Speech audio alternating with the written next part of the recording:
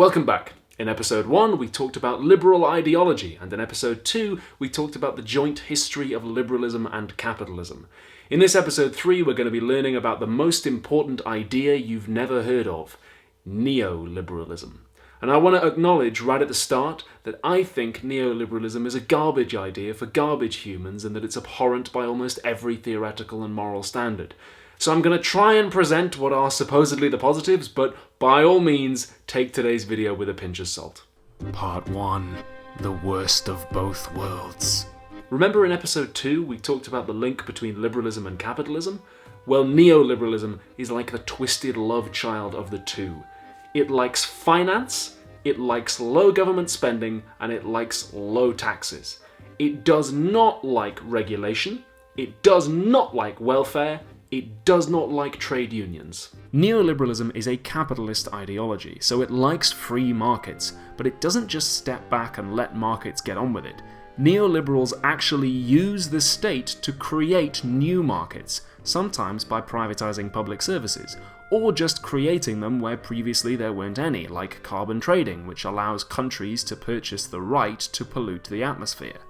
Like liberalism, neoliberalism loves the individual. Once the welfare state is eroded away, nobody's going to write you a welfare check. You got to take some personal responsibility.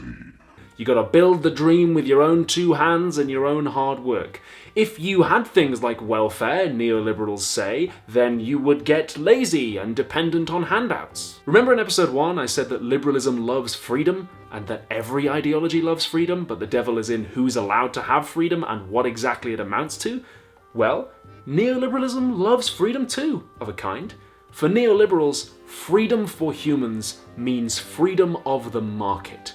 When markets are free, consumers can choose how to spend their wages. And that, neoliberals say, is what human freedom is all about. Part 2. It was acceptable in the 80s. Neoliberalism is very popular. It's an ideology held by just about every US president, even presidential candidate, and every UK Prime Minister since the 80s, as well as large parts of the EU, including the European Central Bank, so a pretty influential ideology. It emerged like a xenomorph in the UK under Thatcher and in the US under Reagan. Interestingly, Bill Clinton brought neoliberalism to the Democrats, and Tony Blair brought it to the British Labour Party, so both sides of traditional two-party systems started agreeing on an awful lot. Neoliberalism became common sense. Thatcher famously said, "There's no alternative," so much so that it came as a big shock when politicians like Jeremy Corbyn came along and pointed out that it's awful. Neoliberalism's love of deregulation contributed to the 2008 financial crisis.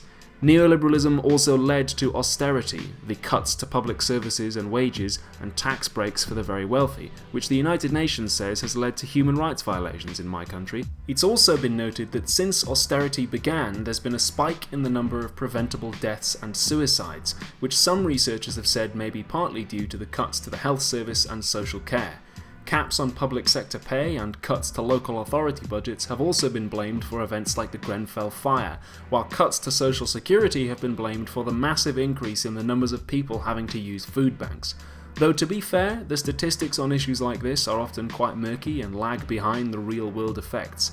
That's why it's important to listen not just to the stats, but also to the lived experience of people with disabilities and living on the poverty line since neoliberalism became the norm. In response to the charge of causing thousands of deaths, neoliberals say that it's quite a good way to create jobs. If you start giving businesses things like regulations and requiring them to pay people wages that they can actually survive on, then they're just going to take the jobs elsewhere. That's what neoliberals say. Anyway, many would actually disagree. Because neoliberalism, like liberalism classic, assumes capitalism as a given, it's quite unwilling to consider job creation methods that are not capitalist. You might also have some reservations about whether human lives can really be measured against economic benefit like that, especially when nowadays economic benefit basically just means rich people getting richer and everyone else working harder? A good case study for neoliberalism is Iraq, because we forcibly imposed it when we invaded in 2003. What that looks like is all the public services were privatized, the banks were placed under foreign control, and the rights to strike and form unions were heavily restricted in order to create the conditions for the US and UK to siphon money out of the country once we'd finished bombing the shit out of it. Neoliberalism is very good at making rich people richer. Since the 80s, according to the IMF, more and more wealth has been concentrated in fewer and fewer hands. Part 3. Freedom ain't free.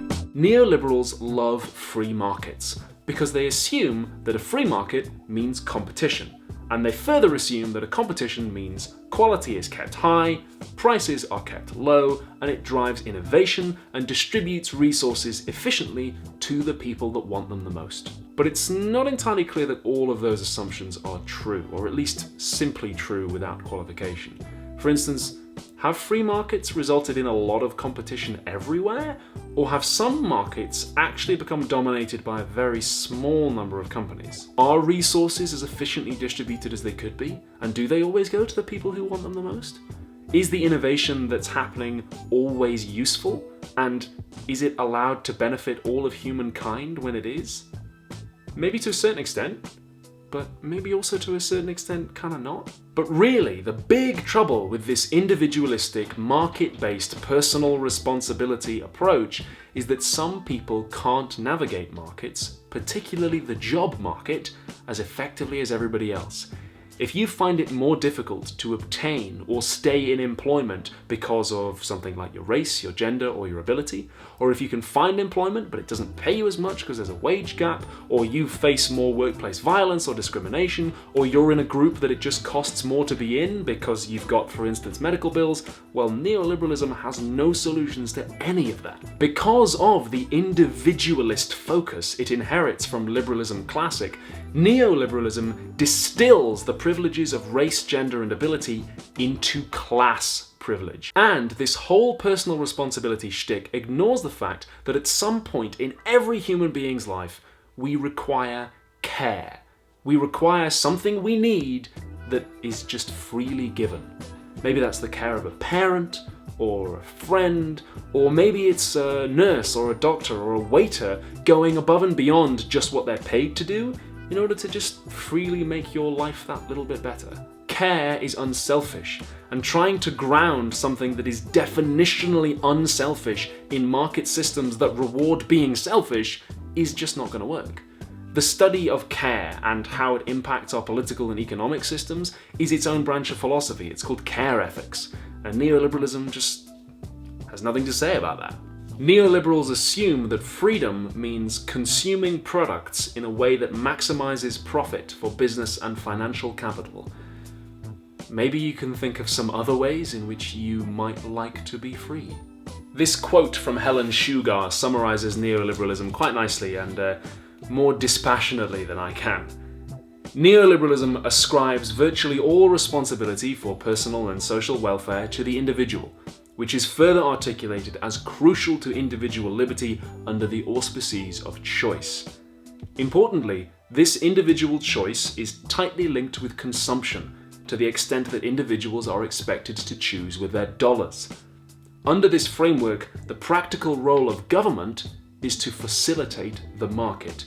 Moreover, government intervention at any level, in the form of social services, for instance, or with respect to the regulation of industry, is represented as cultivating or enabling dependence. Things have started taking on a more critical tone, so in the fourth and final episode of this series, we're going to be looking at the big problems with liberalism.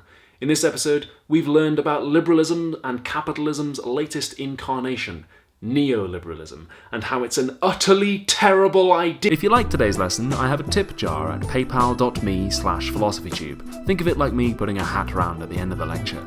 Or patreon.com/philosophytube is where you could make a monthly donation to help me keep making videos like this one. And don't forget to subscribe.